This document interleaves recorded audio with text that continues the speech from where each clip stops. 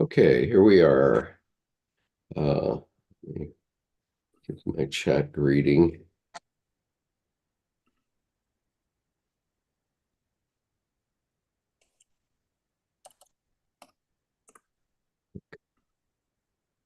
Oh, somebody has just joined us.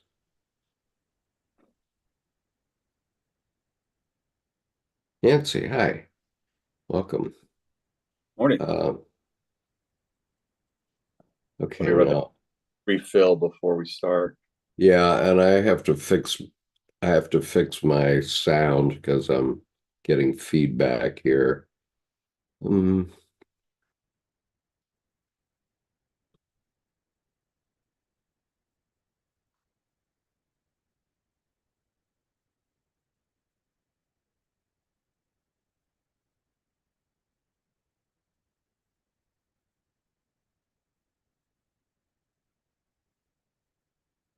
all right, I think I've got it. All right, folks, good morning. Um, and I'm going to hope that that's fixed. Maybe not. Oh,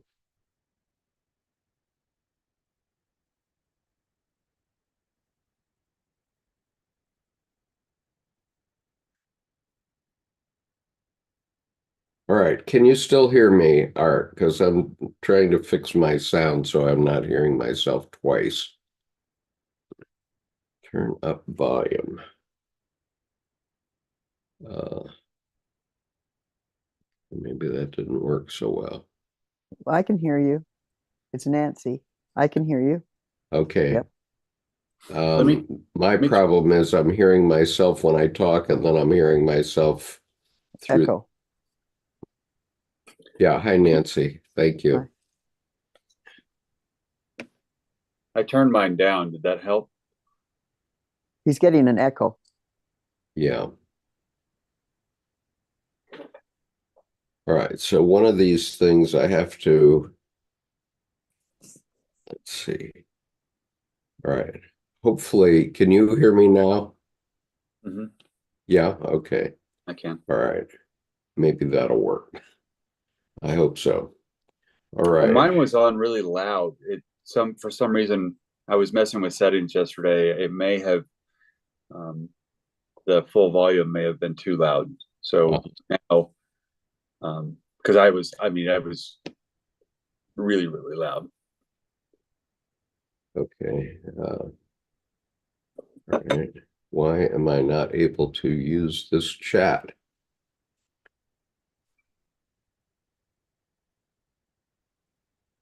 Weird. Oh, I see. There we are. Good morning.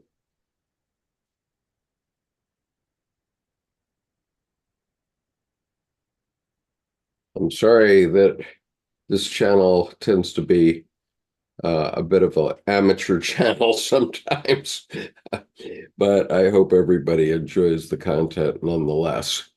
And so anyway,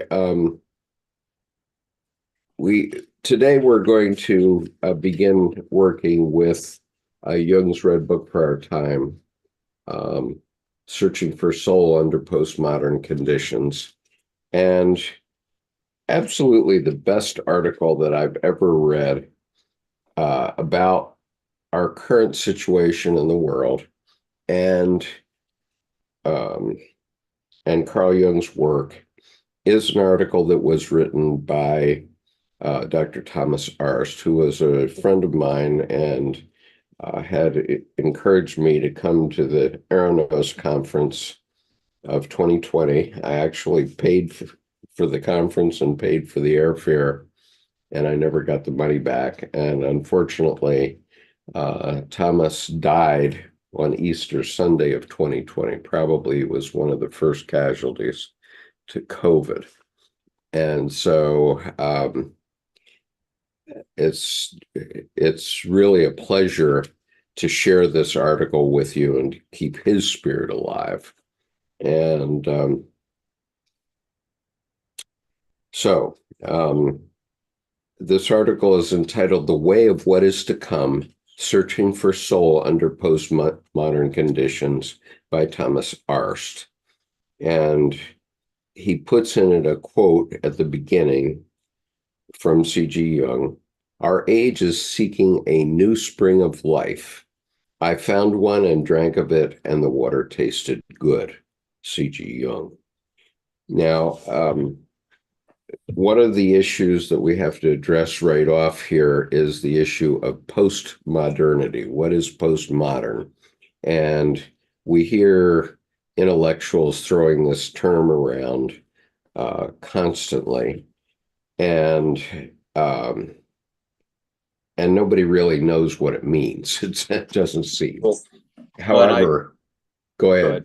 I was going to say, I wrote a bunch of articles on this in architecture in college, just generally on postmodernism, because I felt, stepping back to modernism, it was the vaguest and laziest title of a historical era ever, because the Renaissance was modernism when it was the Renaissance, and Baroque, Rococo. And what I really gleaned out of, from my perspective, the heart of the matter of postmodernism is the reaction to and getting away from the Enlightenment rationale and bringing forth more of a diversity of perspectives rather than there's only one idea of beauty.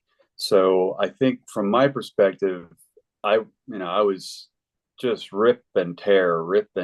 And I finally went, oh, they just should have used a better title.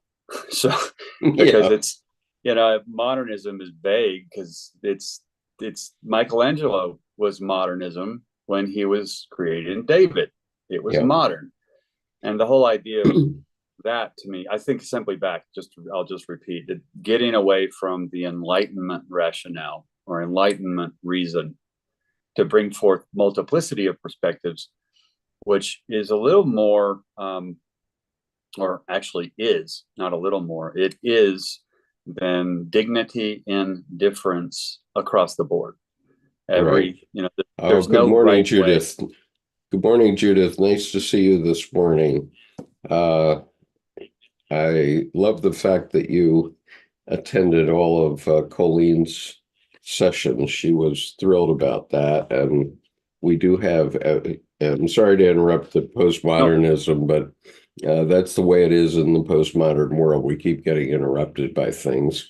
And so I have a couple of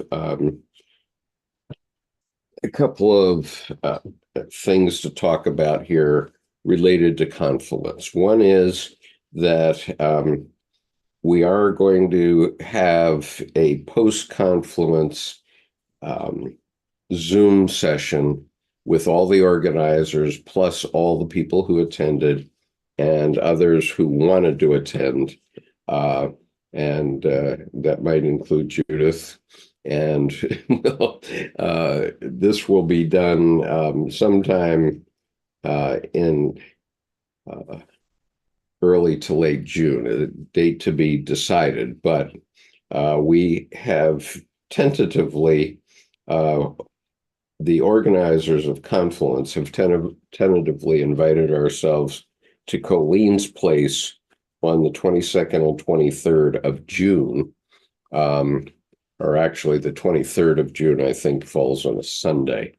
And we're going to be talking more actively about what we're going to be doing in the future in our community. It's really Colleen's community that we're going to start building out here.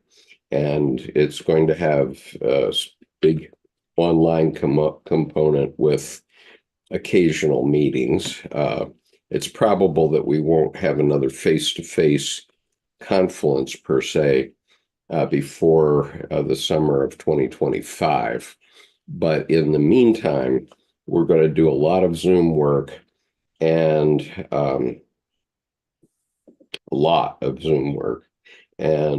that will include what we did in 2020, which was to do a monthly Zoom session on where we are from an unconscious point of view vis-a-vis the election. And so what that means is that everyone will be invited to submit one painting or one drawing, something that we can look at on Zoom. And we'll be doing this every month. So we will be sort of taking the temperature of our people who follow us, including ourselves. And I've been, as many of you know, I've been doing a painting every month, a major painting every month, fairly major, 18 by 24. And that has presented a lot of new information to me. And it's given me many birthday gifts for my family.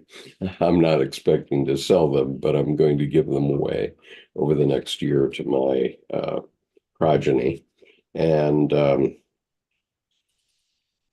so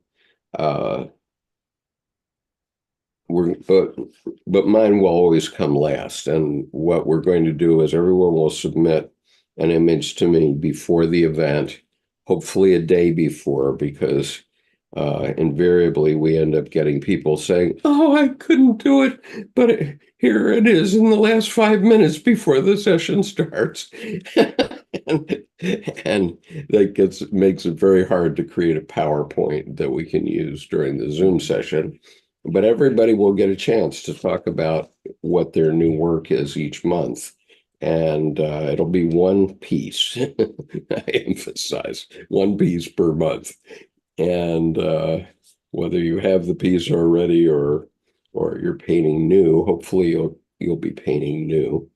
And oh boy, Colleen is just a house of fire right now, and very, very exciting to see what she's done. If you haven't gotten her book or viewed her interview with Tim Holmes, I'm going to put the link to the interview right now onto this chat. And this is about her book. And she says she's got another book coming now. As of yesterday, she said that she feels pressure to do another book.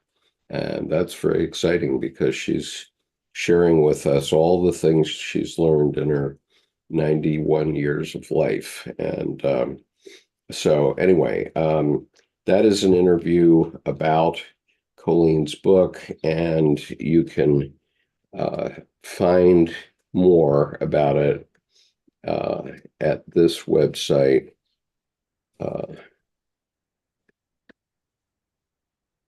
And you can buy the book from that website or from Book Baby, I believe is the name of the self-published. I've already given away about 10 copies of the book personally to friends that I wanted to read it, and to one of my daughters at least, and a few of my grandchildren. All right, so going back to Thomas Arzt. The first half of this article is Thomas really defining our angst, what is happening. And so I've thought about Thomas's article for quite a while. It came out in about 2016 when I first met him, and he and I talked about it at length, fortunately, before he died, and with Mary Stein as well. And so I've done a lot of thought about it. So what I'm going to do is give you a sense of how I came to it. And we've already had Jordan's essence of it, dignity and difference, which is kind of the essence of it. But after World War II, from a historical point of view, let's look at that. From a historical point of view, everything was broken in the world, or lots of things were broken. China and Japan were trashed. Taiwan, the Philippines, All of Western Europe was destroyed and much of North Africa. And so we had to rebuild um, the world. And what we did was we decided to go back to our old habits. And so everybody went back in their boundaries. And so the Germans went to Germany, the British went to UK, Americans came back to the United States, and everything re revivified, and that was the modern world. Okay, what we would call today the modern world. In other words, Germans were Germans, Americans were Americans, and so on. Japanese were Japanese. Um, but what has happened is the world has become an extremely small place very fast, thanks to our technologies. And keep in mind that the 20th century was just crazy with new technology, starting with the automobile in the late 19th century. Uh, I don't know, 1888 or something like that was the first thing that we would call a car. And it wasn't until the 1920s that Henry Ford started to mass produce the Model T, such as it was.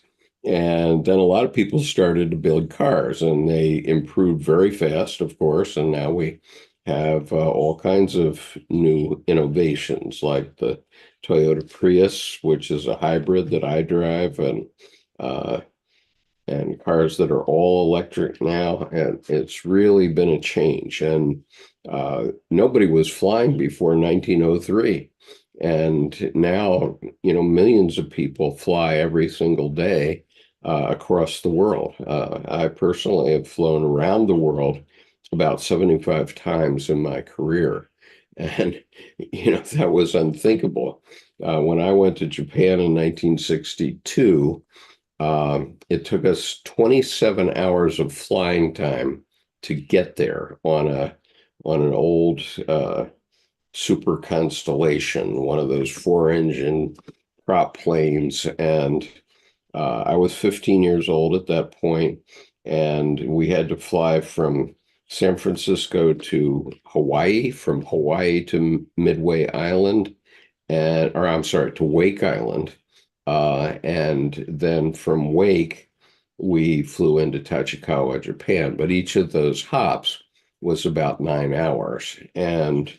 Um, and so during the 3 years that I lived there in high school, I never spoke to my grandparents, not a single time.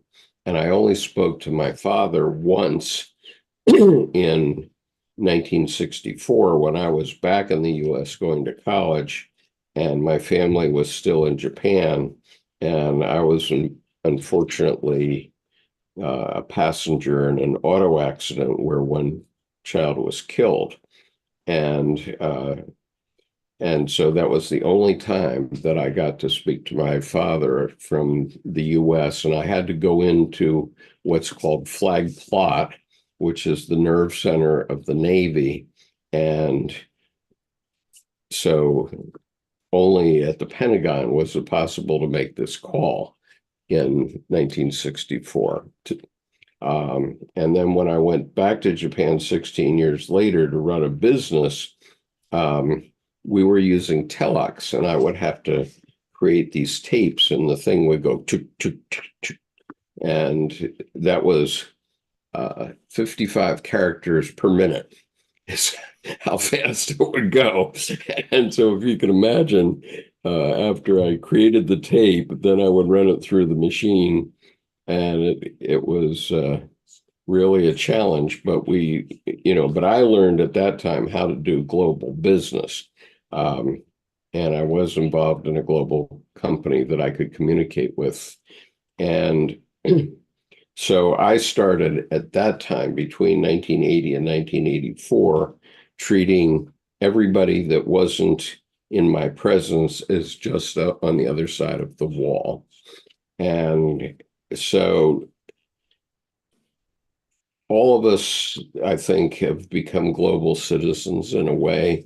now, and so many different people keep flying back and forth.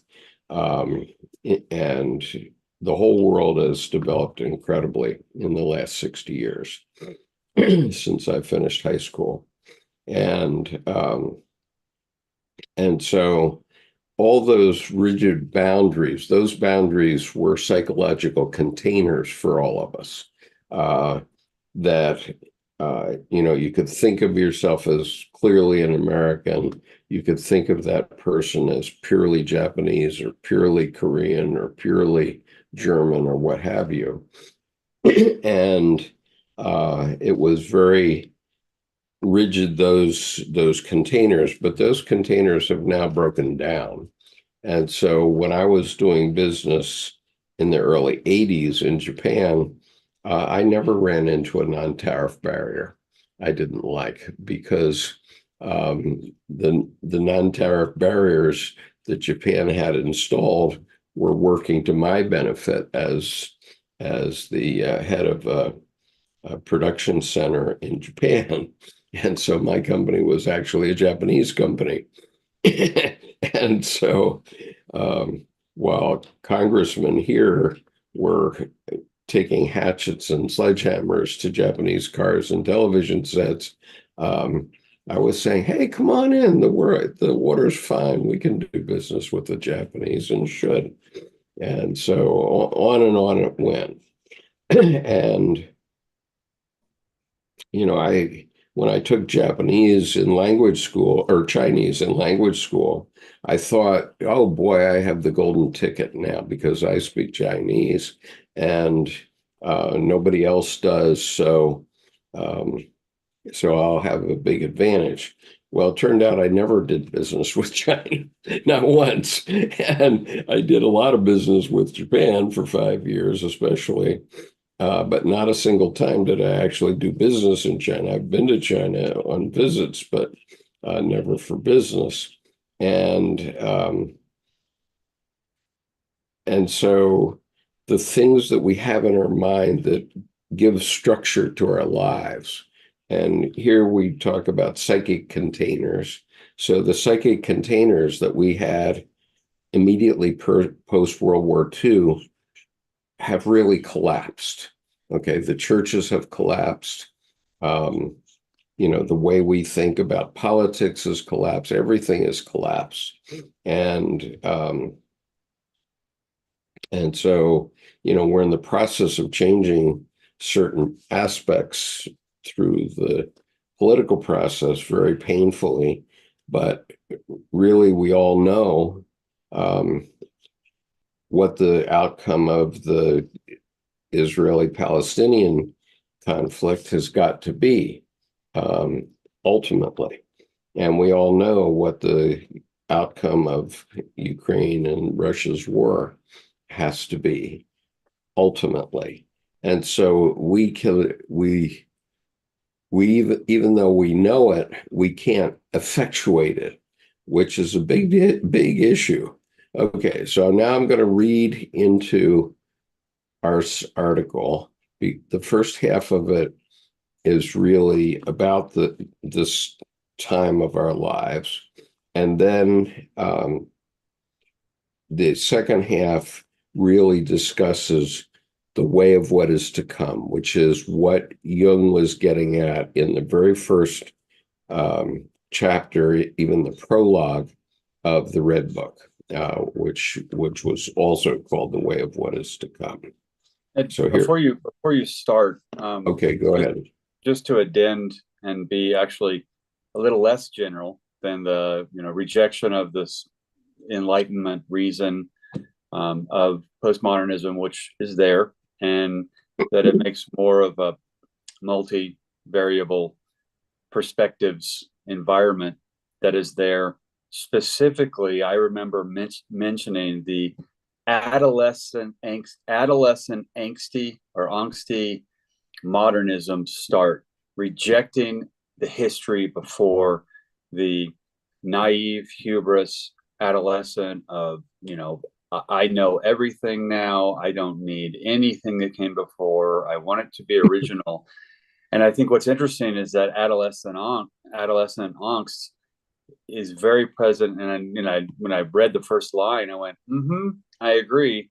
Because what happens is there's an immaturity, because even the architecture and modernism, say take Adolphe Loos or Le Corbusier, a blank, devoid of ornament, concrete cube, and it's stripped to planes. So in a sense, it was a rebellion also against the Beaux-Arts, the detail and the axial setup of view planes, and which honestly, the Beaux-Arts was kind of a more rigid Rodin's frames around a sculpture piece. And so I think what is interesting is especially when you go to the Bauhaus, I don't think it was so original. I think it was they basically desiccated detail and desiccated ornament. So there were no dressing of the planes, there were just planes. So in that sense, it's the adolescent starting from scratch instead of the mature person starting over from experience. So I think that factors into Thomas Arzt's angst piece that I'm beyond on board with, because even yesterday morning I read the snippet of an article that said 77% of the American population between age 17 and 24 would be disqualified for military service due to obesity or mental health problems. Yeah. And that's the whole destruction from within piece that's adolescent, self-destructive. But that's when you're younger, you heal so quickly. But the problem is it's beyond scraping the knees now. It's gone across the board societally, regardless of age. So yeah, and based on that statistic, almost none of the armed services are able to fulfill their quotas, with one exception, and that's the Marine Corps. And the Marines only made it by 47. They got 47 more Marines enlist than their goal, but none of the other armed services made it, which is very interesting to me as a retired Marine. Right. Okay, I was just looking as Jordan was talking, because I did read this article from beginning to end a few years back, and it is on my YouTube channel, on this YouTube channel. So if you go in the search box, you can find it. I read it in about 5 different parts because it's very complicated and long. And let's see, I think it's like 30. Well, it starts on page 13 and ends about page 35. So it's about 23 pages long, but it contains a lot.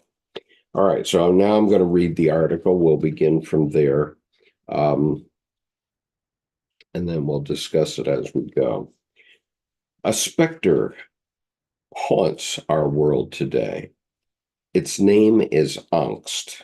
Small wonder, as former German Secretary of State Frank-Walter Steinmeier recently remarked, the world is out of joint. At the same time, German diplomats such as Wolfgang Ischinger have noted that the disintegration of international security structures has accelerated, and that decision makers in politics and business are overrun by unexpected events on a daily basis.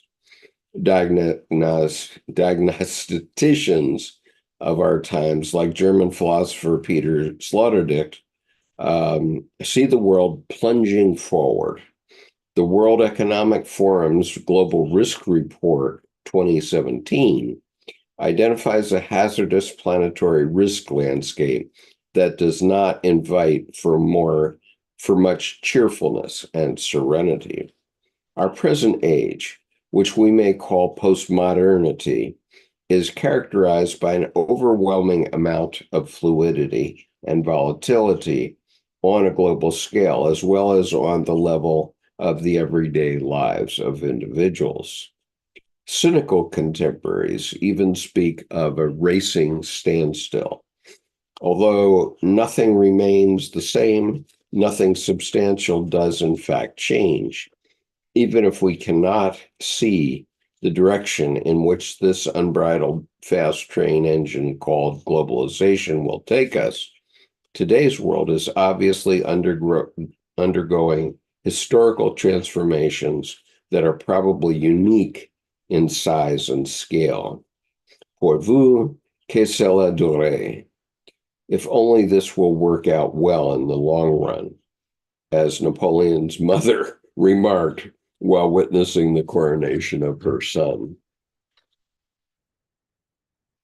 In fact, there have always been turbulent thrusts, cracks, faults, and societal feverish states. Contemporary historians usually attribute these exclusively to technological change and innovation. For example, if we consider the decade prior to the year 1914 as Philip Blum's work, The Vertigo Years, Change in Culture in the West, 1900 to 1914, impressively shows, we find that the first 14 years of the 20th century saw rapid socioeconomic development that put the individuals, as well as many European societies, into a highly agitated state. The spirit of the time, as C.G. Jung referred to it in his Red Book, then led Europeans, as though sleepwalking, to exhausting trench warfare and technological mobilization, giving rise to geopolitical alignment, which is disconcerting.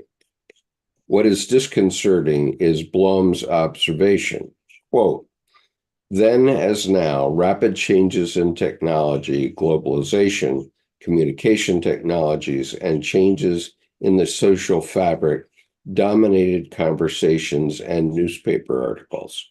Then as now, cultures of mass consumption stamped their mark on the time. Then as now, the feeling of living in an accelerating world, of speeding into the unknown, was overwhelming. The tremors of World War I consequently led to World War II. In our time, total mobilization has reached the planetary level. Just one spiral turn higher. Once more, we are disoriented in an epoch of angst. And now, 100 years after the age of anxiety, we find ourselves again restless in the age of burnout. Okay, you want to comment so far, Jordan? Yeah, and that's also comes back to that adolescent angst, worry, anxiety, trying to impress people. You have basically egomaniacal blustery instead of ego strength, which is the shape of your sovereign identity. Mm-hmm. And the highest form of self-care and maturity is you have your own back first. So you being safe then can lead others into safety and protect that. So what's interesting, age of anxiety leading to burnout, they don't know when to stop. They don't know the discipline of the ritual where you are prepared. Your preparation yesterday leads to your success today. And it reminds me of the story of the old farmer who was interviewing a potential ranch hand. And the farmer says, why should I hire you? And he says, I can sleep through any storm. And in the middle of the night, there was the biggest raging storm in the history of this farm. And the farmer frantically went out to protect the horses and the tools and the equipment. And he went out and there were no horses in the corral. And he went into the stable and all the horses were in there with the doors closed and blankets on them. And then, well, what about the tools? And he goes to the tools and they're all locked and tarped. And then what about the equipment? They're all neatly parked with boards in front so they can have traction to come out. And then he went into the new ranch hand's bedroom, into his cabin, and there he was, peacefully asleep. And he knew the storm was coming. He had done that all before he went to bed. So there's if you prepare yesterday, today will be more successful. So it's like what is it? Thomas Jefferson, I think it was, said, you know, the harder I work, the luckier I am. Inspiration doesn't come while you're sitting on the couch twiddling your thumbs. Right, So, exactly. so I Okay, think, well, yeah. So there's no age of anxiety in yesterday preparation for today's success. There's an understanding of even the quote about Napoleon's mom. Maybe this will work out in the long run. yeah, Where you're leading forward, so you don't get blindsided by as much. And whereas, in a sense, adolescence is a little bit of a lottery. You're kind of just bouncing around like a pachinko ball, and yep. so That's right. Very true. So now we're coming to what Arzt has to say about artists, and it's basically what we came to understand too, is that artists have traditionally been loners who worked alone, and um, every so often they produce a great work, and it'd go into a museum and very few people would see it. right. And so we concluded, our group of organizers concluded that we as artists have to get cracking, and we have to start working together and build out something like Colleen's community, but into the greater world. And so it'll be very interesting to watch how we do that. I hope that at some point Judith Oakland and others who have taken Colleen's course on art and spirit will start building out from their own communities as well. So instead of there being this one hotspot in Santa Cruz, California, Aptos, where Colleen has worked for 40 years, we're going to build it out. And so we're all pretty much committed to that, I think, and we're going to move on. So here's what Arzt says. Artists and sensitive contemporaries who lived between the years 1880 and 1914, such as the German philosopher Friedrich Nietzsche, intuited the seismographic shift that was about to come. Bewildered by social developments and generational world weariness, trapped in the prison of reason, the yearning for an absent meaning, the best minds looked for new ways out of the spiritual malaise of the time. Dadaist Hugo Ball described the collective condition of his generation as follows. The world and society in 1913 looked like this. Life is completely confined and shackled. A kind of economic fatalism prevails. Each individual, whether he resists it or not, is assigned a specific role, and with it his interests and his character. The church is regarded as a redemption factory of little importance, literature as a safety valve. The most burning question day and night is there anywhere a force that is strong enough to put an end to this state of affairs? And if not, how can one escape it? God is dead, as Nietzsche announced, and the iron cage of modernity was, in the meantime, having turned into an omnipresent digitalized gestell, rigidly established. Contemporaries sensed the severe implications of the erosion of the Christian myth, not to be at home in one's own time anymore. Then as now, the collective situation forced the search for transcendence and meaning in order to withstand the undertow of the postmodern chaos that has undoubtedly revealed a nihilistic signature. The Swiss psychologist C.G. Jung undertook perhaps the most challenging deep dive in seeking answers to the questions posed by the epic. Alarmed by visions and dreams which reflected the tensions of his era and presaged the coming of world war, Jung daringly searched for his soul in an experiment to learn his personal myth. After the descent, Jung not only formulated his own myth, but was also able to suggest the framework for a new collective myth. As will be illustrated later, Jung's Red Book, Liber Novus, is both a highly intimate testimonial and a reference to the framework of this new collective myth. Even though the term postmodernity is difficult to define and contains a high degree of ambiguity due to its notorious lack of conceptual clarity, attempts at diagnostic analysis have shown several general characteristics, such as deconstructionism, radical plurality, arbitrariness, liquidity, fragmentation, decanonization, acceleration, muddling through, increasing complexity, ambiguity, and slippery slopes. In a few sentences, German writer Hans Magnus Enzensberger masterfully portrays our contemporary postmodern condition, in which the increase of entropy can even be witnessed right in our own backyards. Quote, lower Bavarian market towns, rural villages in the Eifel, small towns in Holstein, are populating themselves with figures that nobody would have considered imaginable just 30 years ago.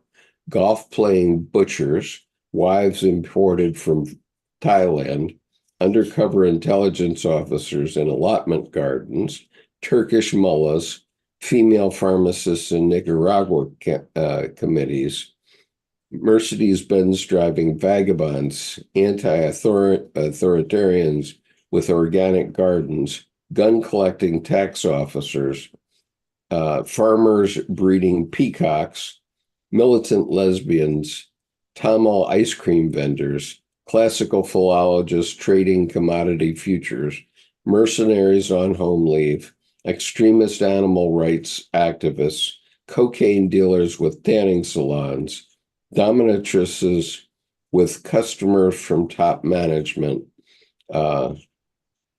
computer freaks commuting between California databases and Hessian wildlife reserve parks, carpenters delivering doors made of gold to Saudi Arabia, art forgers, Karl May scholars, bodyguards, jazz experts, palliative care physicians, and porn producers, the loners and village idiots, weirdos, and misfits all have been replaced by the mediocre deviant who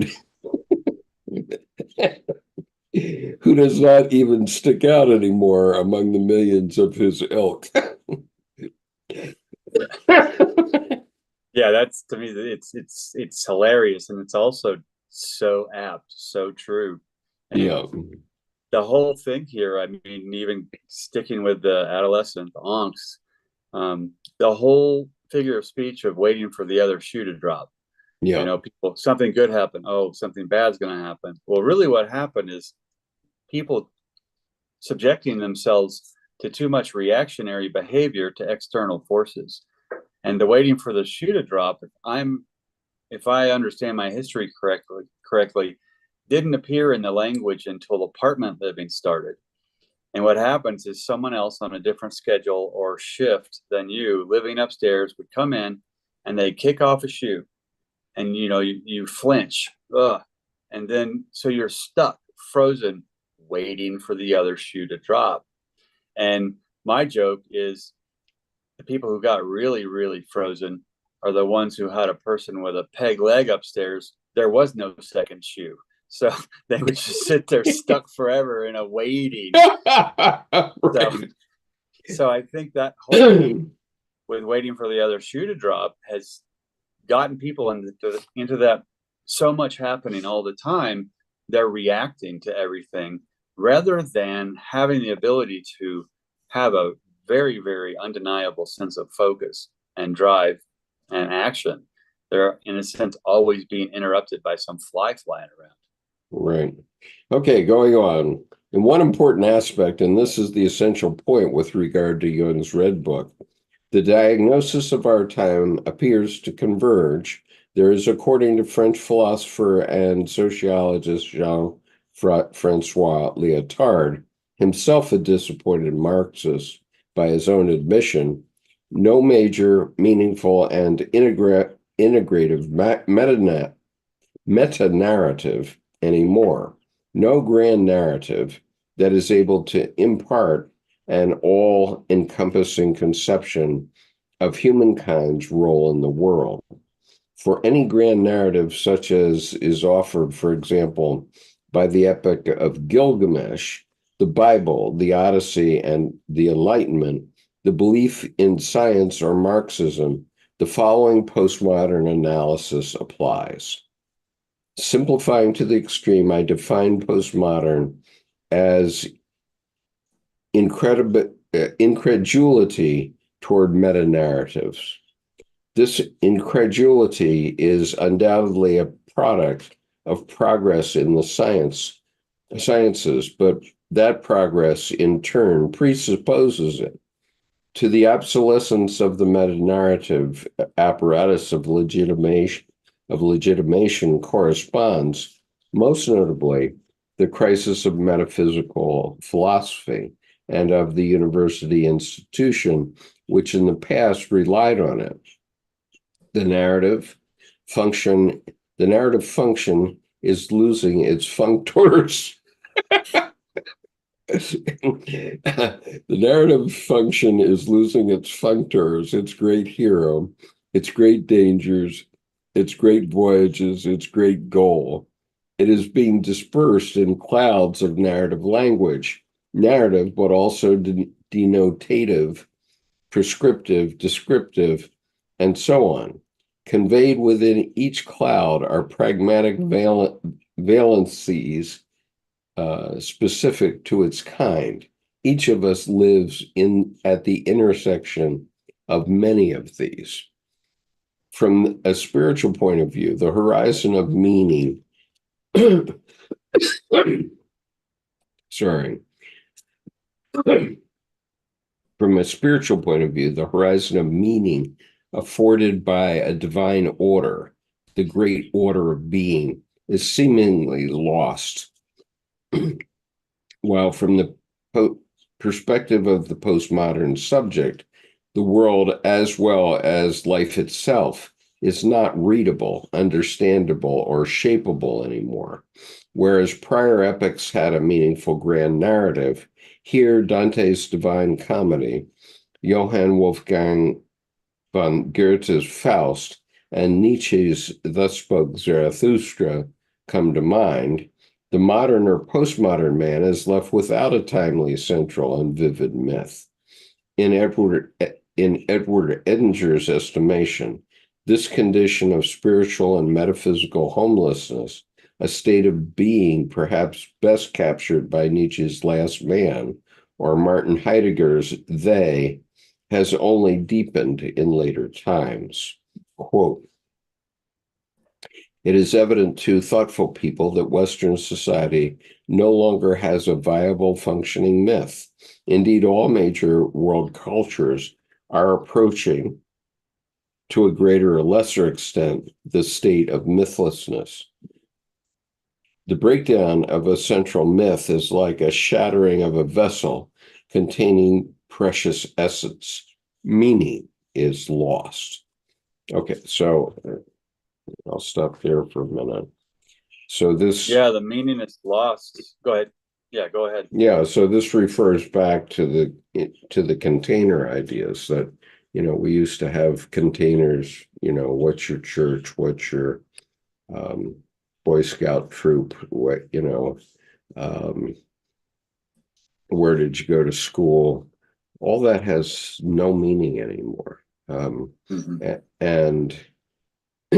you know, the fact that you went to Harvard or Podunk U makes absolutely no difference as far as meaning in the greater scheme of things. I mean, okay, if you went to Harvard, you're probably wealthy or your family is wealthy. And what I learned from my history lessons back at Hamilton College was in the third generation, idiots are developed. Okay, so the first generation has the great entrepreneur who creates a big pile of wealth.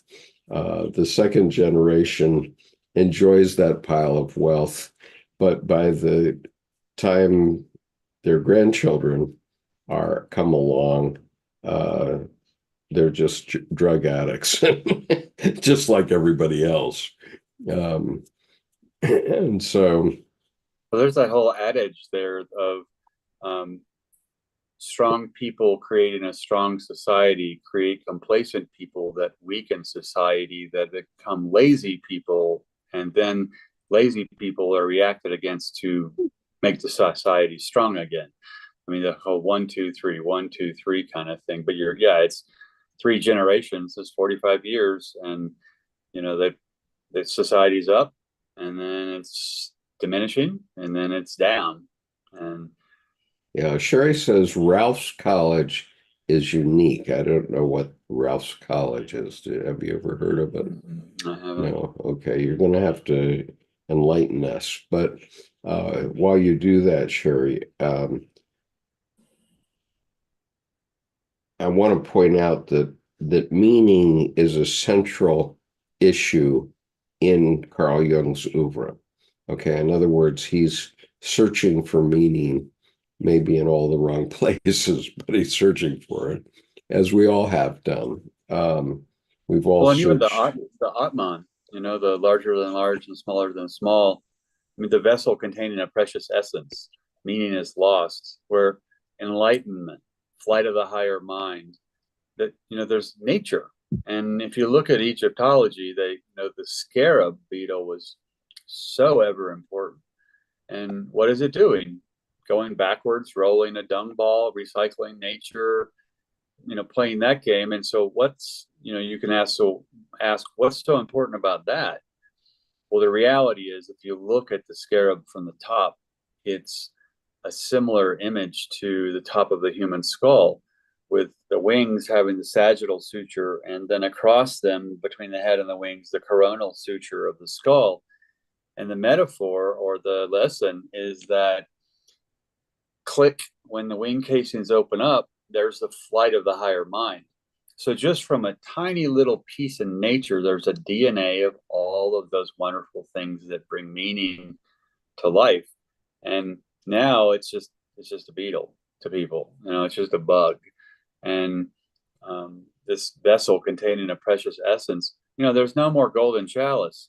There's no more, I'm going to find the Ark of the Covenant, or I'm going to, Right. Indiana Jones, go get this. And those things are, you Google, Neil of the Google Oracle, and nope, nope. And people stay in their house. When I was a kid, we weren't allowed in the house. In the morning, you had to leave and pretty much take your life in your hands, jumping fences. And who knows, your parents thought you were around the block. You may have been 20 miles away. It's like, whereas now it's, people aren't utilizing a whole lot of brain energy to not be Yeah. bored. It's just click, click, Well, click, click. sure. And Cherie says, Ian McGilchrist speaking, there was beautiful Massachusetts. Okay, well, Carl Jung thought Faustus was beautiful, right? And yet, I guess I never have really read Faustus. I think I read the Hornbook, or the synopsis of Faustus to get myself through college, but I don't think I ever read the book. And honestly, it's funny you say that, because I remember, I can't say I've read it either. I remember skimming it, speed reading as fast as possible. And yeah, And the thing is, speed reading with 96% reading comprehension, cool. But the thing is, I was communicating the book to myself without any comprehension and without any understanding. I could spit it back on the test. And then when you get an essay, well, essays just make up some stuff anyway. So, I mean, Yeah. you throw some facts down and put words between. But I don't think I've ever actually read it in a way where I could tell you anything other than what 9 levels of hell, or I don't, Yeah. and that's so skim off the Well, top. I mean, I want to make a plug for liberal arts education because what liberal arts education does for you is it teaches you how to learn. And since 1990, I've been having to reinvent myself every month, okay, especially in technology.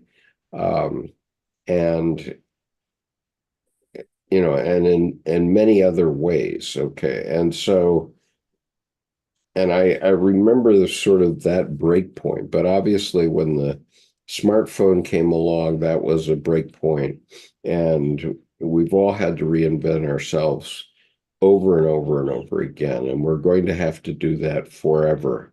And so a liberal arts education teaches you how to learn. And I know a lot of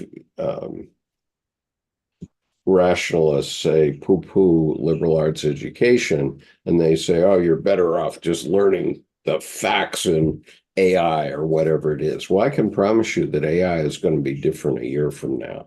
Mm-hmm. And if you don't know how to learn and how to keep up with it, you're going to be left far behind.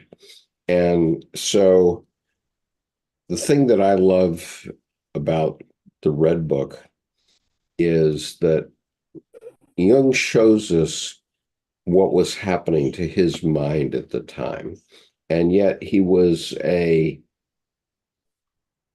made psychiatrist at the time. Good on him. And so he could go through those experiences and say afterward, wow, it almost broke me to go through those experiences. But we're all going through those experiences Mm-hmm. now. Okay, we all have things that are going to break in our lives in the next 12 months. And maybe our very body will break.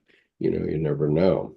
And so Jung's emphasis on meaning is really incredibly important because you have to establish a meaning for your life. And so when I say that my artist friends are going to work on a monthly painting, I'm getting huge meaning out of doing that, just for my own purposes. And it's a kind of meditation, but it lets me put my mind aside, as Buddhists would call it, my monkey mind, and let me see what comes from the unconscious. And we have to remember Lawrence Jaffe's one sentence summary of Jungian psychology, which I'll read now. The purpose of Jung's whole psychology is to make accessible to us that healing power which resides in our unconscious. Okay, so we can heal ourselves. We can find redemption in ourselves. And we no longer have to look to a church or a priest or even God himself and this is in the old himself context. We don't have to have those things because we have to find our own redemption. There's no doubt about it. And so those those things that people rely on with church, they work for a lot of people, no doubt. But if we're going to go on and make huge contributions in the world, then we best try to figure out what the meaning of our lives is. What does it mean what does it mean for Jordan and me to meet once a week for 2 hours and talk to the world, basically, because anybody can see what we've said afterward. Go ahead, Jordan. I was going to say, what's interesting to me, I think back to, having my own architectural firm and, a huge 48-inch wide color inkjet plotter and how many computer workstations just for me, it wasn't just one. You have, this one, and then there's this one that's the backup, and then you have that and this, and, accounting, file administration, invoicing. I looked back, and some people, how do you start a brick and mortar? That's just so expensive. Mhm. And I'm like, no, you run in the black or you don't run at all. And you just do it. Well, what's interesting, it kind of reminds me of back when self-publishing was disrespected. You don't have the degrees to write that. Who's going to listen to you? Well, then it starts to become the publishers have the racket of holding out what's not on their messaging, and then ideas get squelched. And then Yes. now, Ours gets into that shortly here. yeah, exactly. But I look at now, brick and mortar, I have an office with no walls. It's a table and two chairs, a deck of cards and a tablecloth and a sign. And really, between this and then this sitting on my table and this, you just tap or click, or insert. And my joke is people are like, oh, do you take cards? And I'm like, I do. And occasionally I even give them back. So, it's like, because I have a whole office right there, Yeah, just with sure. one little square reader. And the software apps on here, tap, tap, tap, here you go. They put their card over, and it's touchless, it's just wave it over the top of it and ding. So it's interesting to me that I love the old quote, any technology sufficiently developed will appear as magic. And so Yeah, I sure. call this my little magic box. Right. I could stick this in my pocket. I've walked Absolutely. out of a restaurant and someone goes, I've been trying to get over to you. I don't have any time. I'm like, well, let's hop in your car. I have a Wi-Fi connection right now. And boom. So Yeah. it doesn't matter where I am. I'm walking around. I make sure I laugh. I'm always packing, Yeah, sure. Yeah. So Richard says alchemy equals beautiful messages from the most vile and abased things of man. Um, okay. I mean, just like the dung beetle, everything recycles, folks. You don't have to recycle. I mean, your government may say you have to recycle, but everything recycles, everything in the world. And this was the Buddha's insight 2,600 years ago, that there is reincarnation because everything after it dies becomes something else. And we too will become something else. And, but nothing is destroyed. Atoms are not destroyed ever. And so, thanks for being here, Judith. We appreciate it. So do that Rich, comment too, the alchemy creating the most beautiful things from the vile. Well, not VIAL, vile up, the vile, VILE, meaning, horrible.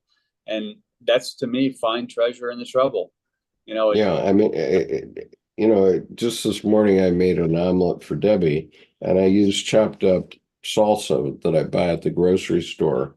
And when I can't get it all out of the container, I see that there are a few little chopped up pieces of vegetable in the container, and they end up going into my disposal. And I used to feel guilty about that, okay, because those things had a chance to become a part of a human life. And and they failed. And so they went down into the garbage disposal. But they're as sure as anything else, they're going to be part of something else, very soon. In the wastewater, they'll become something else. And all of us will be that way. It's not that you're ever going to see a Skip or a Jordan walk down the street again Yeah, after our passing. right. But Well, it's like I had a client last week who, something I won't go into details, but something pretty horrible, terrible had occurred in their life, and they're saying this is just so terrible. What am I going to do? And I said, you heard the treasure and the trouble piece, and they said, well, yeah, but what am I going to do? It's like it's time to grow a lotus out of that mud. yeah, So that's it's right. like, and there's a whole perspective piece where you really find out the meaningful, actionable qualities of someone's character and constitution. And when, you get it up, you just got up for the 21st time. You've been knocked down 20 times and you got back up. So, I mean, there's live and learn kind of thing. Yeah. Well, it's interesting. Abraxas says here on YouTube, what if it is wood and nails? And I say very simply, this too will pass. These, wood rots, nails rust and disintegrate over time. I mean, Tim Holmes is very proud of the fact that the bronzes that he creates in his sculpture studio will last for 5,000 years, but they too will become iron one day.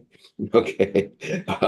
And so sometime in the next 5 billion years, what we call the earth and our beautiful garden in which we live, on which we live, is just going to be an iron slug out there in the universe, and that's it. I mean, that is what is at the center of the earth, is molten iron, lead, molten lead. Lead, and it's rotating, and it very, very frequently changes its direction. So there's this, the momentum piece of it. It's not just this static ball a ball of rock running through the solar system. I mean, there's a lot of things happening. Richard says, I was given my personal redemption with fear and trembling. Don't think you can mess with the living God and get away with it. Well, every time you look at another person, Richard, you are looking at the living God. Okay, that's it. Very simple. And so, and that's to me, instead of catechism and doctrine, that's the structure without stricture that is another human being's life.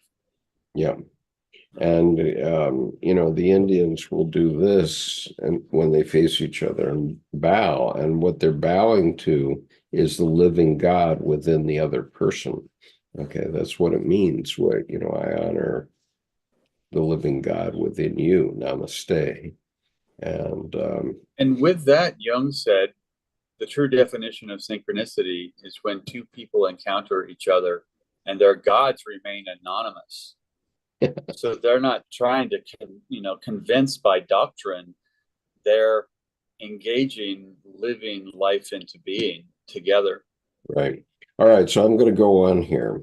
Referring back to Jung's work, Edinger continues, as Jung's discovery of his own mythlessness paralleled the mythless conditions of modern society, so Jung's discovery of his own individual myth will prove to be the first emergence of our new collective myth. Edinger's statement is only understandable if one puts aside the discourse of academic sociologists, cultural theorists, and professional philosophers, opening up to the sphere of individual core experience in the sense of Carl Fried Graf Durkheim's or Jung's experience of the self, one approaches the psychological, religious, spiritual, and metaphysical realms of life that are generally thought to be off limits by today's modern academic establishment. And this is absolutely my favorite couple of sentences in this whole book. Nothing causes greater tedium and disregards the central questions of our time more than the ignorance and prevailing bustle witnessed within the self-referential and detail-obsessed chairs of our university institutions. In all likelihood, nothing revelatory will come from their discourse. Yep. Flapping their gums. Yeah. It Yeah, might nothing be. revelatory will come from their discourse. And honestly, the word ostentatious comes to mind because they're not using crayon language. Tell it to a 4-year-old, tell it to an 8th grader. I mean, it's all, look how brilliant I am. And when I hear that, I always think, oh, look at the terrified little child, 4 years old on the diving board. Look, watch me dive. And it's like, except they're footnoting it in Latin and Greek. And so it's just these little children squabbling. So anyway, going on, it might be this near universal bypassing of the central questions of our present age that is globally driving an increasing interest in Jung. The 21st century could be Jung's century, a century in which a postmodern state of mind and the demise of the secular conception of the human stimulates the intense search for sustainable alternatives to an epoch dominated by positivism, materialism, reductionism, and atheism. After all, in the spell of the new pneumophobia, modernity's enthronement of déraison led to the oppression of all phenomena of the spirit or the sacred. Subsequently, and that's the goddess of reason, by the way, who was a prostitute during the French Revolution. Subsequently, the spirit, as well as the anima mundi, according to Nobel Prize-winning physicist Wolfgang Pauli, has disappeared into the unconscious. Jung described this process in The Spiritual Problem of Modern Man as follows. Whenever there exists some external form, be it an ideal or a ritual, by which all the yearnings and hopes of the soul are adequately expressed, as for instance in a living religion, then we may say that the psyche is outside and that there is no psychic problem, just as there is then no unconscious in our sense of the word. In consonance with this truth, the discovery of psychology falls entirely within the last decades. Although long before that, man was introspective and intelligent enough to recognize the facts that are the subject matter of psychology, so also a spiritual need has produced by our time the discovery of psychology. The psychic facts still existed earlier, of course, but they did not attract attention. No one noticed them. People got along without them. But today we can no longer get along unless we pay attention to the psyche. I'm going to take a bio break here, Jordan. So, Okay. Yeah, people got along without them. Psychological facts that are occurring in our psyche. And what's interesting is you have fairy tale and you have mythological stories. And in those myths, there are these archetypal characters that each play a part in the overall story of life. And so in that sense, fairy tales, dreams can be myths, stories, and even just storytelling, the oral tradition of telling stories, handing from generation to generation, show psychological lessons in a sense of how to live. And it's these days how to get the driver's license for your own life. You're qualified to be alive. So you're learning how to, instead of control, I think it's learning how to navigate. What we have now is inner weather, all these things that can go through your mind. And whether it's, hard and fast doctrine or something you believe or staunchly, or you're willing to listen to multiple perspectives, whether you change your mind or not is of no matter. I think a lot of times people are trying to get only facts, and that's cool, but then a fact structure has spaces between them to show how they relate. And I think a fact structure is a very simplified notion to describe the human psyche. There are all these things going on. They're living also. So in 5 minutes from now, there can be a complete overall change and difference, or an evolution, or a consistency. So I think coming back to, but today we can no longer get along unless we pay attention to the psyche. The psyche is giving each of us our own myth, our own story, our own fairy tales, our own dreams. And in a sense, like Colleen Key Bair's work, the responsibility to share is the last part of the process, because each of us brings back from the unconscious something that has been custom made and influenced by us, that someone else may have sourced the same thing, but then we can see it differently. And then we share it with someone else, and that informs them as a visual story. So I think paying attention to the psyche now has become important, not to, kill it with reason, not to show how much of an expert anyone is, but how to live it into being with accuracy. I mean, if I inspect my expectations, the synonym for expectations is mirage, is blind spots. If I want to see something, I'm probably going to see it. I'm probably going to see it. But I remember buying a yellow car one year, and I will swear there are no yellow cars on the road on the way. And I'm sure there were. I just was incapable of seeing yellow cars. But on the way home, 20 minutes, 35, 40 of them, they were everywhere. So I think that pay attention to the psyche is just like pay attention to your environment. So there's this situational awareness within. So, and now you're back. So, yeah. Okay. I was just looking at a couple of comments on YouTube here. Sherry says, no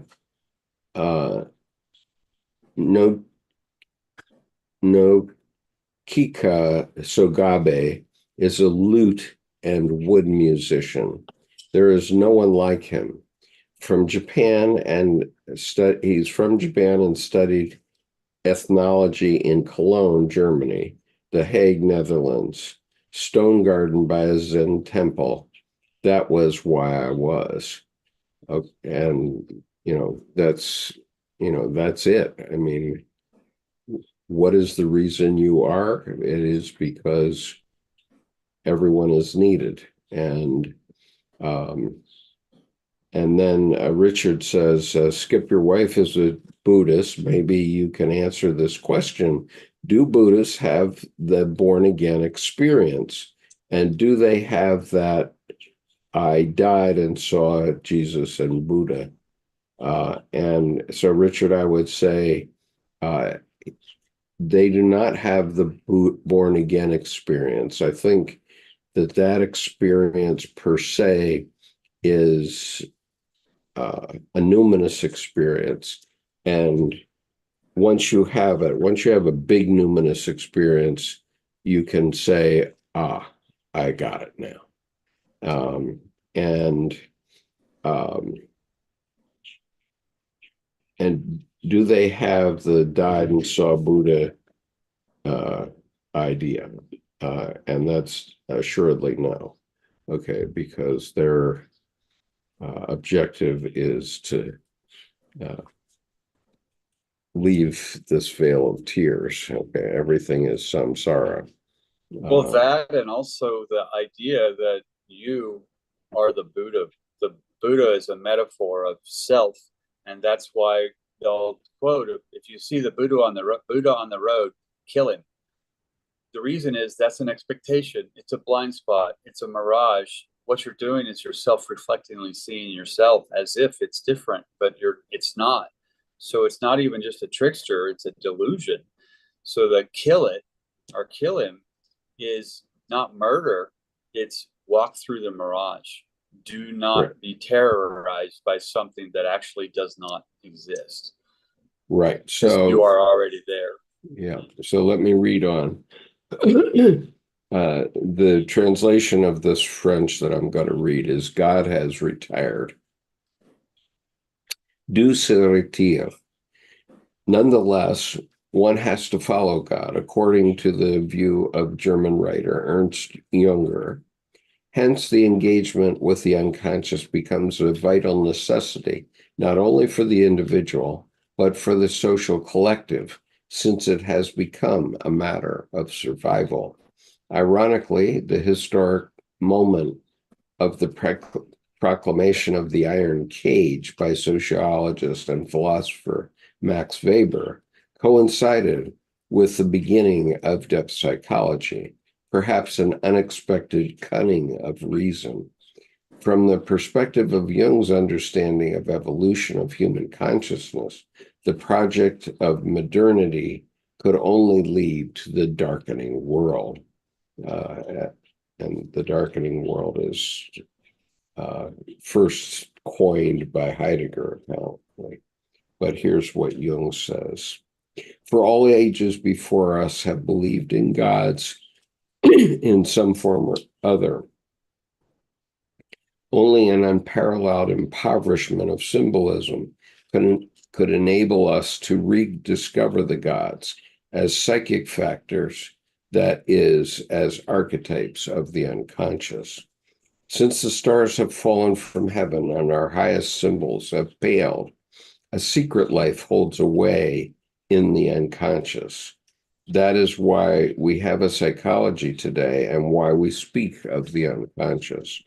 All this would be quite superfluous in an age of or culture that possess symbols. Symbols are spirit from above, and under those conditions, the spirit is above too. Therefore, it would be a foolish and senseless undertaking for such people to wish to experience or investigate an unconscious that contains nothing but the silent, undisturbed sway of nature. Our unconscious, on the other hand, hides living water, spirit, that has become nature, and that is why it is disturbed. Heaven has become for us the cosmic space of the physicists, and the divine empyrean, a fair memory of things that once were. But the heart glows, and a secret unrest gnaws at the roots of our being. The spirit is waiting in the collective unconscious for recognition, for integration into the collective consciousness of our postmodern times. Today, the spirit is knocking at our door, or as Junger put it, the primordial essence is alive. Many pathologies of our age emerge from the lack of having an alchemical vessel to integrate these archetypal spiritual energies into the socio-cultural context. If the individual or society denies these energies the chance for expression, they will turn to confusion, destruction, and violence. Mercurius Duplex. It was alchemy that found the adequate expression for this. Good with the good, bad with the bad. For the time being, though, it remains a mystery how the oversaturated, overaged, overregulated societies of the West, run by disoriented and unimaginative guardians of the status quo in politics, media, and business, should approach the monumental challenge. We are devoid of of any vision for the future. The best lack all convictions, while the worst are full of passion and intensity. Lamented William Butler Yeats during Jung's day. Meanwhile, much would be gained if the planetary turbulences of postmodernity could be interpreted as a pregnant phase of initiation, as a as a rite de passage, a rite of passage.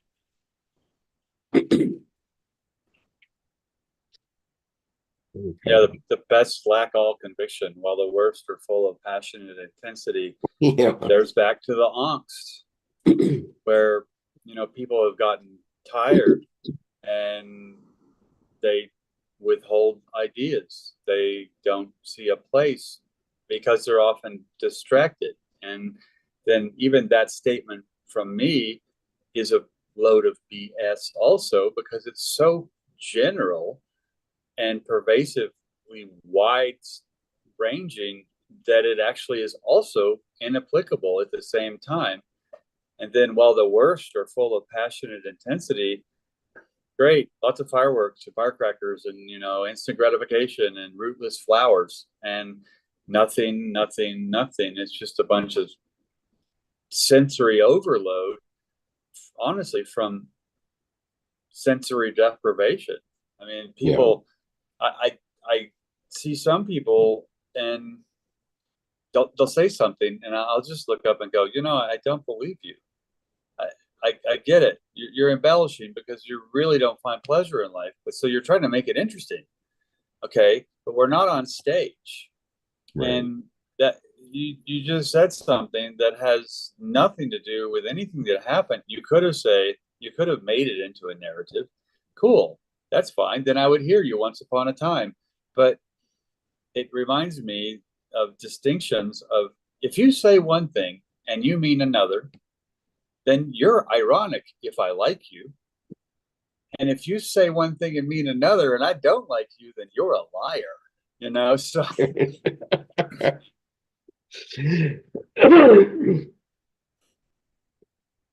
yeah, and we sure see this in our politics these days.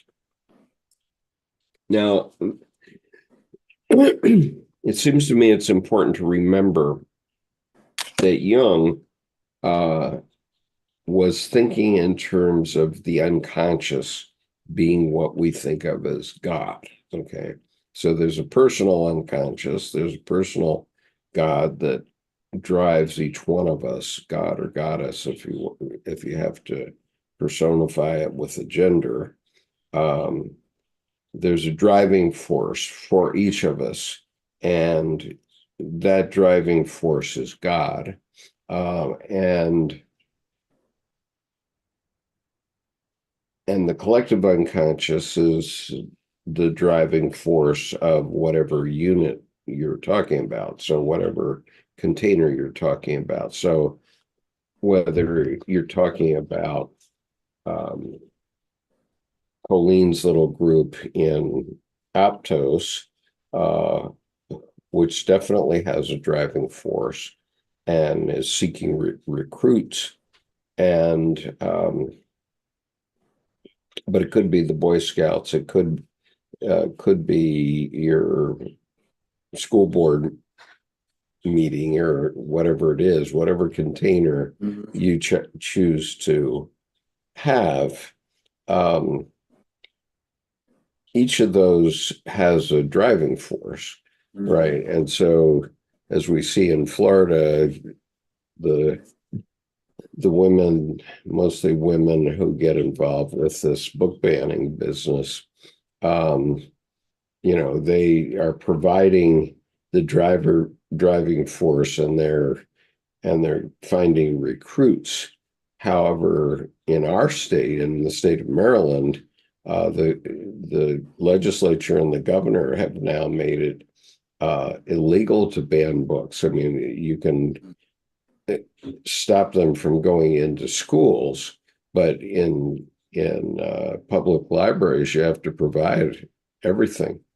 And people have to have the right to go read things and make their own Yeah, judgments. the old adage of there's no accounting for taste. You know, people like what they like, and the thing is history, whether you agree with it, like it or not.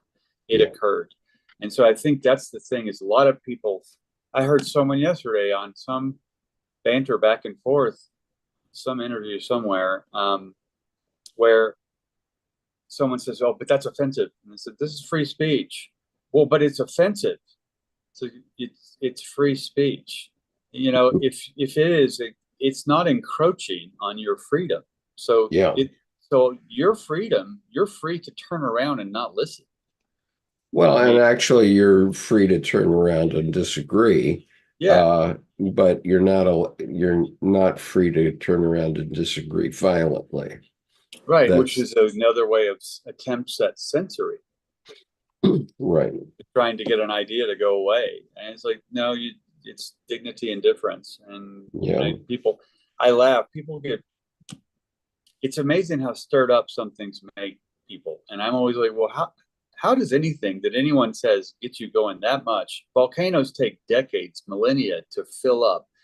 So whatever was just said may have mirrored something you saw 40 years ago, but honestly, guess what? Not my fault. Right. And reincarnation can also relate to ideas. So, in a sense, as long as YouTube keeps these videos online, Jordan and I become immortal because regardless of our own physical being, will be replayed for probably decades at least.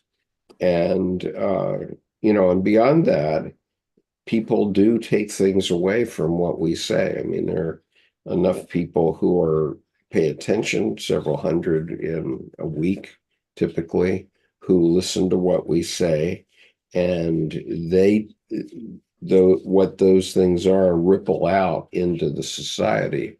And actually, they ripple much faster than you think. I mean, I've had this experience personally.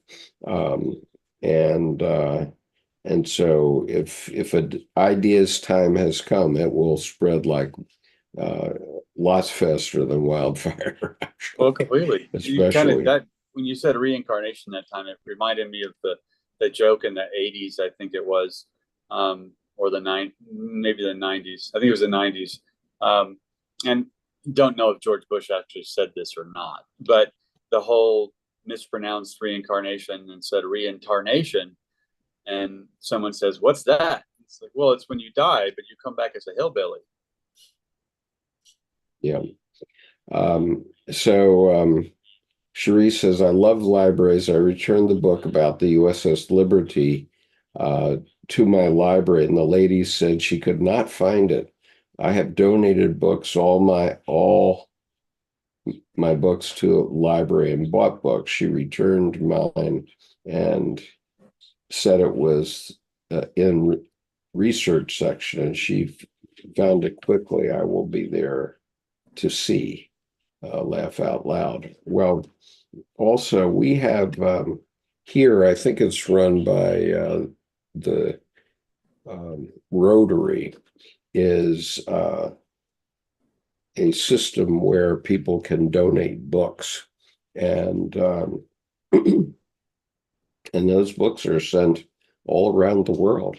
And and so every, I don't know, 6 weeks or so, they have a sale, and you can go in and buy like a bag of books for $3, and then you can recycle them after that. And so all these things are going to take on a life of their own and be spreading around the world forever.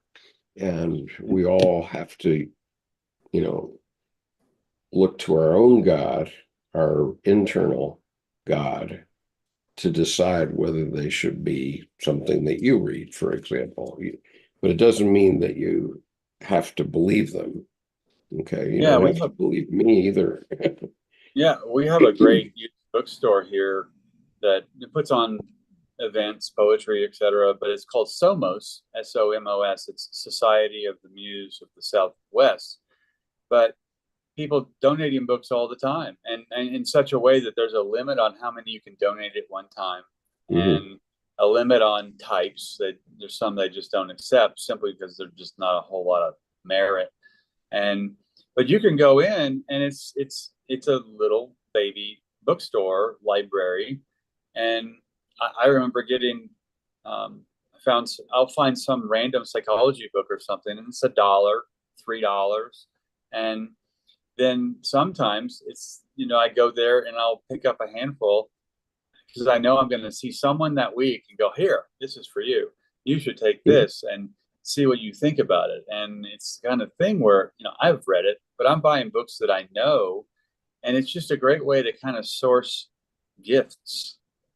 Or no, no, Sure. don't borrow it. Just when you're done with it, hand it off to someone else who might like it, Yeah, So absolutely. Okay, I'm going to read 2 more pages and we're going to call it quits for today.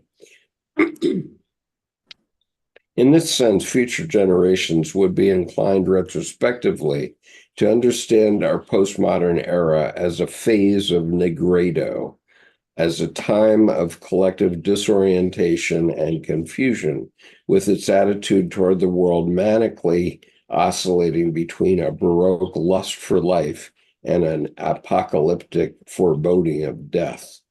From Jung's perspective, it is important, though, to face the insecurity and abyss of postmodern life and to accept our spiritual nakedness, as well as the obvious dissolution of traditional belief systems and openness to the psyche so that its intimations can be consciously realized is crucial too.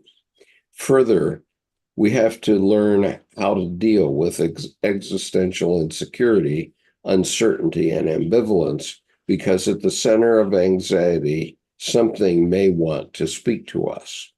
If we are in this state of darkness, it is divine darkness. If we feel ourselves to be stuck in a state of void, it is a divine void. In the similar point of view, uh, German philosopher Leopold Ziegler considers the state of Western forgetting of being a gestalt of a divine being in absconditus. The divine being has disappeared. Within the metaphysical loneliness of modern consciousness, Jung detects a divine providence, or rather an occasion for a renewed experience of spirituality, especially as the living spirit attempts to resurrect from the ruins of the Christian edifice of beliefs. In this sense, the deconstruction frenzy of the 20th century could be understandable, as Richard Tarnas has pointed out, quote, the 20th century's massive and radical breakdown of so many structures, cultural, philosophical, scientific, religious, moral, artistic, social, economic, political, atomic, ecological, all this suggests a necessary deconstruction prior to a new birth. If Tarnas has it right, coming generations hopefully might perhaps look back one day also on a phase of libido, the emergence of a new post-Christian spirituality. How to continue now? How to continue now? We are currently living in a historical moment in which all aspects of human existence have, in the reconceived and radically put to the test with respect to the secret life of the living spirit. Support may be offered by Jung's psychological law of energy conservation, stating that if anything of importance is devalued in our conscious life and perishes, so runs the law, there arises a compensation in the unconscious. What Jung is saying is that if the archetypal world of spirit gets ignored by a purely materialistic worldview for a long time, the former will be subsequently activated with a proportionally high and energetic value in the collective unconscious. Even for the simple-minded, this should be plausible insofar as religious impulses of the soul, anima naturaliter, uh, religioso, cannot merely vanish into thin air. Rather, it will be forced to change locations due to the overdose of modern rationality. It may be possible to suppress them, but it cannot alter their nature. And what is suppressed comes up again in another place in altered form, this time loaded with a resentment that makes the otherwise harmless natural impulse of our enemy. Since the archetypal world cannot be suppressed without substantial consequences, and since contemporary society and culture are not able to tackle the actual problems, let alone draw up feasible solutions, it is the individual that ultimately has to face this conflict. Sensible, sensitive, even deranged contemporaries once again have to restore the spiritual anchorage that has been undercut by postmodern categories of interpretation, leading to the ensuing psychological crisis. The challenge today, therefore, is on the one hand, not to discard our Christian tradition and heritage, and on the other hand, to face up to the state of negredo into which we have descended. In Jung's view, we are standing at the beginning of a new psychological culture and era, one still, however, without collective guiding images, symbols, rituals, or myths. Entering uncharted territory within this new culture goes hand in hand with the following prerequisite developments already underway. New integration efforts concerning the inclusion of evil within the understanding of wholeness, as well as the unsightly and banal integration of the feminine and nature as significant dimensions repressed and neglected by Christianity. Reinterpretation of religious scriptures is as poetic and symbolic rather than as purely historical and literal. Reinterpretation of the figure of Christ as a symbolic expression of the inner dynamics of the soul. At this point, it seems clear that under postmodern conditions, only one path forward remains passable.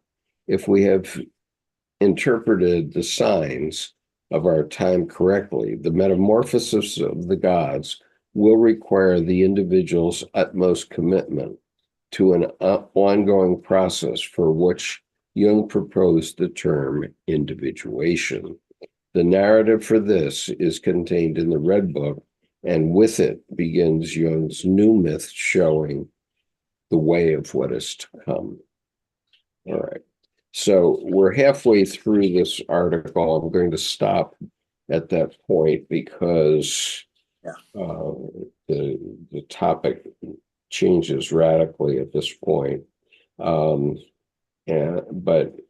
Jordan, feel free to comment here. I like what he's now setting up, because now it's gone from professional philosopher, psychologist, to sociologist, to societal present tense archaeologist, to whatologist is even around. And I think that the rubedo, Richard Tarnas, who, it's interesting, Richard Tarnas's daughter is Becca Tarnas. She's also a PhD psychologist from Pacifica, and I think an evolutionary astrologer, or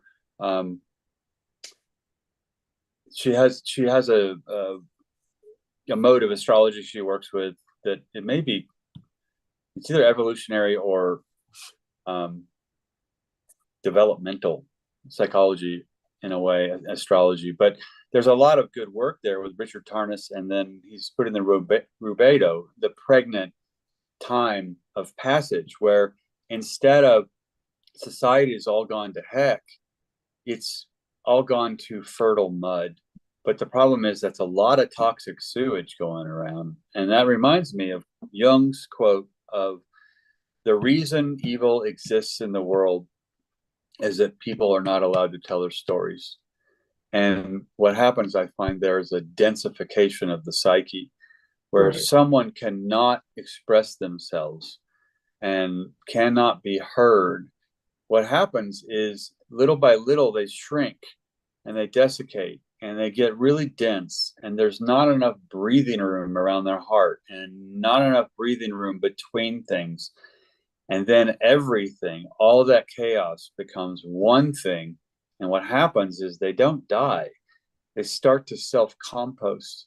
And in a sense, rather than evil, they have all this poisonous, noxious sewage inside because they are rotting from disuse. And this is all my opinion. But I think going with Jung's statement of not allowed to tell their stories, I think what happens is people decompose inside psychologically, and they're still alive. And so what happens is every time they open their mouth to emanate something, tell something, communicate something, it's vicious, it's vitriol, it's vile. And then I look back and go, can I have empathy for that person has been terrorized? Maybe they need the attention more. And then at the same time, I think, well, that didn't happen to me. And then I realized it's not relative. So I come back to my dignity and difference. And that's why I think this Thomas Arzt article is, it's really, in a sense, he's peeling onion skins, except it's not all onion. You know, he's adding some flavor and character to these pieces where it's not such a big, we don't know question. When you use rubedo, you know, from Richard Tarnas, that's that process of a pregnant time before the birth. So I think that's important to how do we look at something not positively, but actionably. And that way we can find treasure in the trouble or make it as a thought.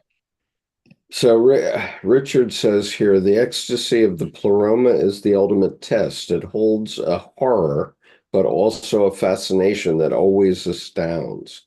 I like this, Dr. Arzt. His experience seems more intelligent than Jung's. It makes absolute sense to me. Chaos is the best compost material. Chaos to observation. Me, it is an excellent observation, and I find it's your observation that he's talking about. Well, no, I think, but I appreciate the way he put it in and brought in the word chaos, because I think a lot of people say chaos as if it's a bad thing. The reality is, I think chaos, it's not a lack of order. It's not even a lack of disorder. There's no disorder. It's chaos. So what I find is that's a man-made approximation word. The synonym I find it alludes to and comes from capital N, nature. Nature has no order, no disorder, no intent, no malintent, no malicious intent, no benevolent intent. Nature just has weather. Nature has nature. And so when Richard used the word chaos, I think that's a wonderful way to segue into how our languaging can get in our way, where someone says, oh, that's so chaotic, as if it's a bad thing. It's like, oh, so you mean it's really natural? Now, nothing's been done with that natural. So it's raw, unrefined, undeveloped, but nature's useful and we can work with it. Right. So thank you, Richard, very much. Right. And so the issue is, and we get smarter by education, I guess, on the rational side. As you said, Jordan, chaos is chaos, and we have to live our lives with some degree of rationality in order to live what we call a modern life. I mean, think how complicated it is. live this life that we live today.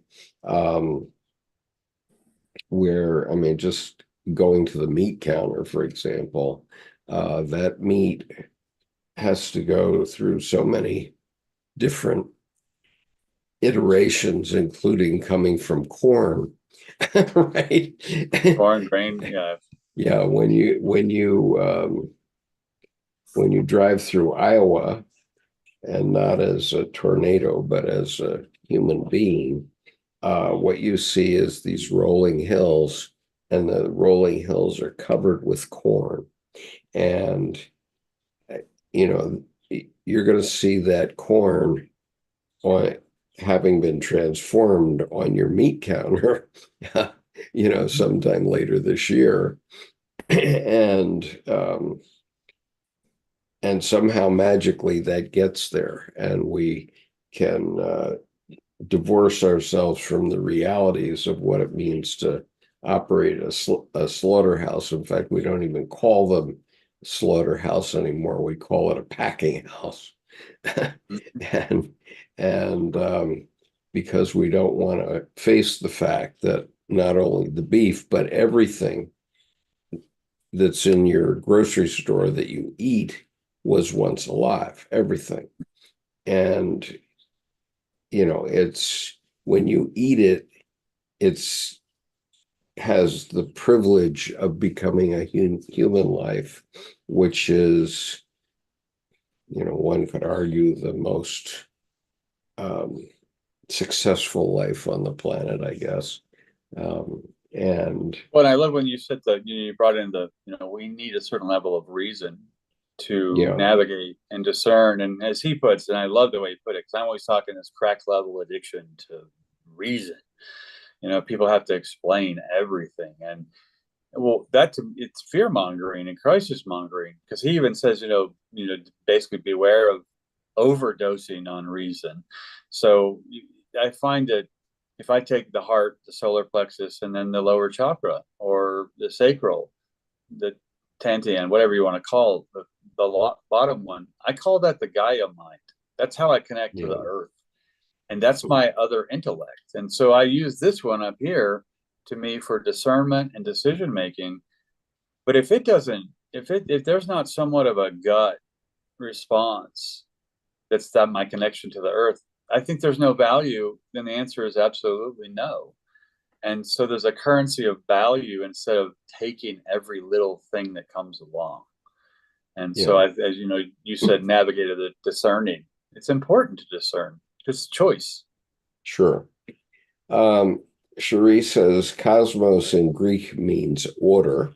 That's interesting. And Yeah. if you talk to Michio Kaku or physicists like that, they will tell you every atom in the universe is connected to every other atom in the universe. And Yeah. the transformations that we're talking about, the transformations of the psyche, are really a much later development, because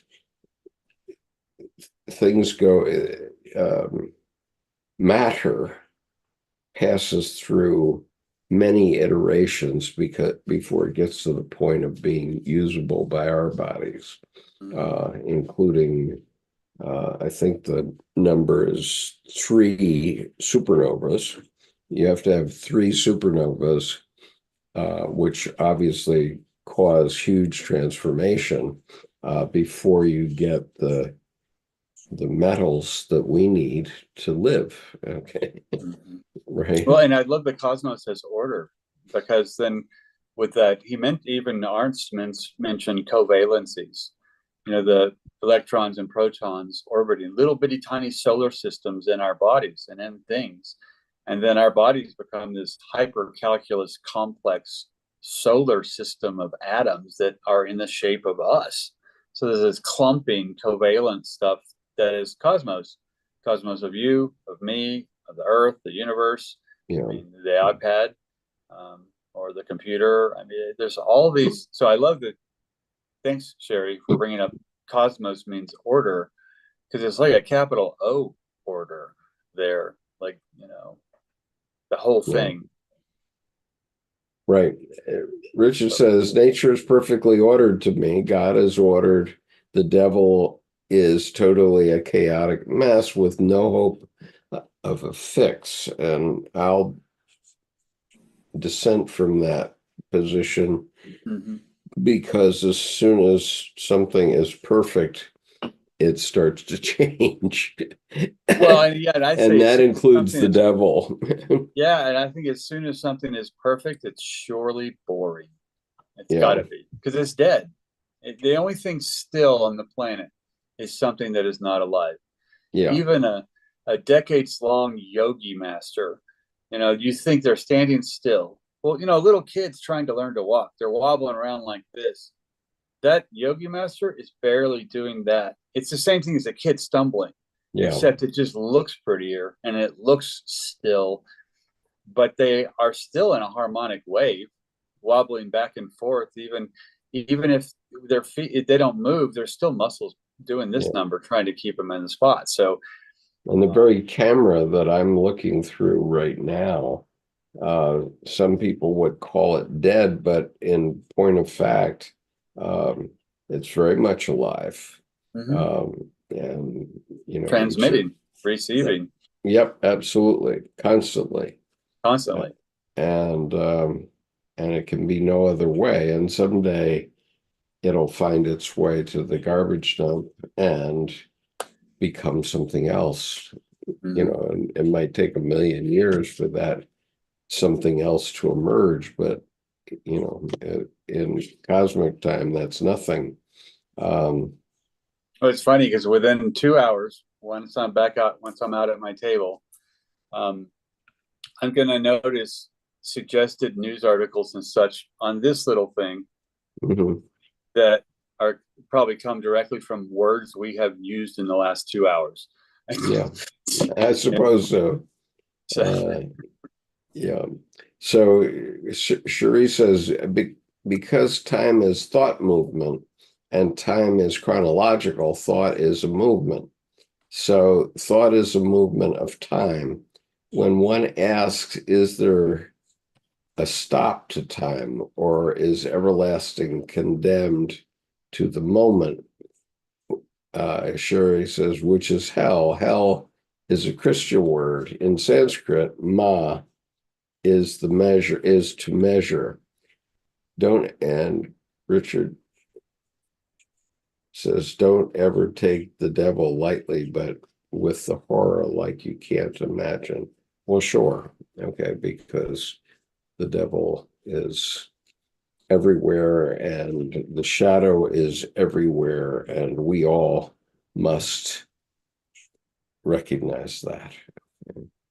and if at noon I'm standing in the sunlight and someone says, "Oh, you have no shadow," I said, "Well, it's at noon. My shadow is under my feet, Yeah, completely in right. support of me." So it's like I think I think there's a certain fear mongering piece of, oh, don't talk to this, don't talk to that. I find that to be basically, I don't drive around that road construction. I drive right through that road construction because I find it to be a false danger. Mhm. Well, and you might be right, and on the other hand, something untoward can happen. I mean, look at Yeah. what happened when this Maryland bridge, the Francis Scott Key Oh, God. bridge, Yeah. fell into the Patapsco River. I mean, the men that were working on it um, thought that their lives were just humdrum mundane, Yeah. and also all of a sudden they're at the vortex. They probably never even realized it, because once the bridge started to collapse under them, they probably had no more than 2 seconds of consciousness left, and Mhm. it wasn't time to think about much. um, Yeah, and also too, if I go back even to on what I said in regards to the evil piece, when I say um, false dangers, I need to inspect that expectation so I'm not hypocritical. Also, because I'm free to tell my story. I'm free to communicate. And frankly, that puts me, from my perspective, in less danger of that evil. And what happens, though, is that others may not, and Yeah. they may be in more danger. So one of my responsibilities is not to become an ideologue, no ideology around what I think. It's just what I work with. I don't expect anyone else to be able to utilize it. Right. So Kathy says there is cosmic law, and Cherie says, what are our politicians doing? Greed is evil. Yeah. Well, um, Yeah. we're certainly seeing that. And, um, we'll see how long it takes for the world to rebalance after Donald Trump. Okay. In other words, either the world is going to start to rebalance immediately if he loses the election. But if he doesn't lose the election, it's going to start rebalancing in anywhere from 1 to 40 years. I presume he's not going to be alive 40 years from now. And so there will be a lot of rebalancing either way. And Unless he's related to Yoda. yeah, well, Yeah. right. Okay, I'm gonna call it quits here today. We're gonna do the second half of this article next week, and that will be the more spiritual part of the article. I know some of our regular followers were chomping at the bit to get the the spiritual stuff going, but we have to understand the context first. Right. And the context is very important. And so anyway, watch this space. Things are going to be happening here, Cool. one way or another. And I have currently made a notional commitment to be at Colleen's on the 22nd of June until, or not physically living at her place, but I'll stay in the hotel that's nearby. But from the 22nd of June, probably until at least the 24th. And we'll see beyond that. So Cool. anyway, I'm looking forward to it because the school year will be over, and I'm enjoying my school teaching as a special educator in an alternative school, but it is hugely challenging, and it's very interesting what happens in this environment. So anyway, thank you, Richard. Richard says, great program today. Thank you, Skip and Jordan. So Thank you, peace. Richard, very much. Yep.